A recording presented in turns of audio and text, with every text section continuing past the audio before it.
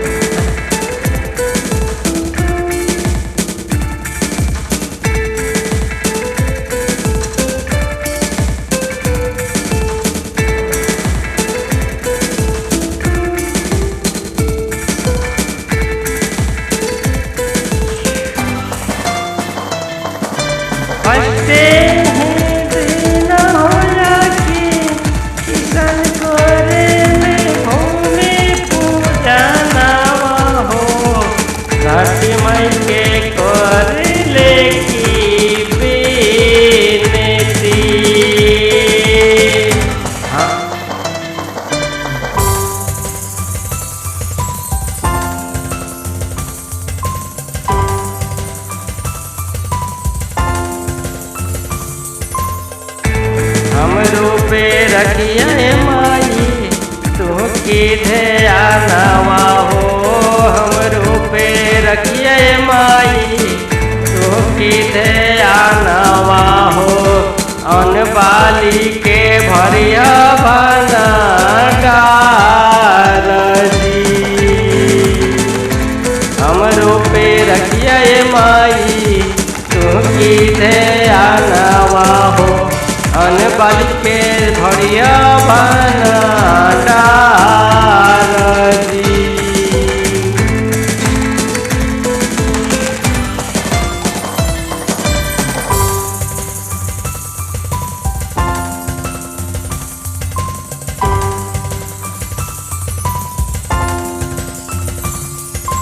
फंसे ही दिन किसान कर ले भूमि पूजनवा हो।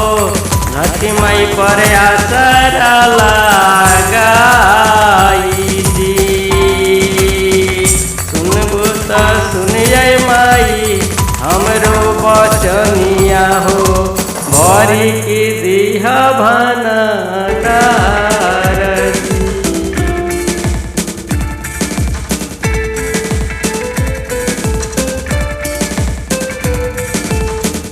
You are listening to PNB Music.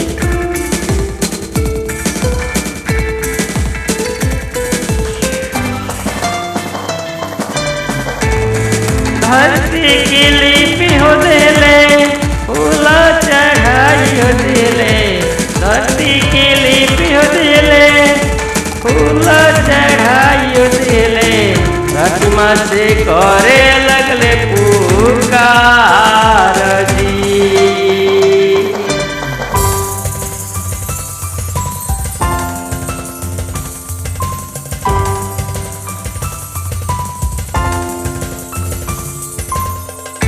असरा लगायु याकी कर ले रुपैया हो। असरा लगायु याकी कर ले रुपैया हो। धरती मैया भरिया भंडार जी। असरा लगाई हो कि कर ले रुपैया हो। अन धन से भरिया भंडार जी।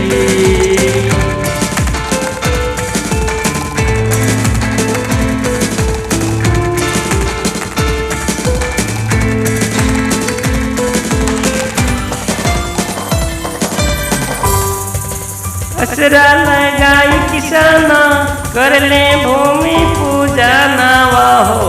असरा लगाई किसाना कर ले भूमि पूजनवा हो। धरती मैया हो की सहाय जी। बाली नालिनी मंदिर हरियन के भंडारावा हो, धरती मई से करे ले पुकार जी। देखते रहिए BMB।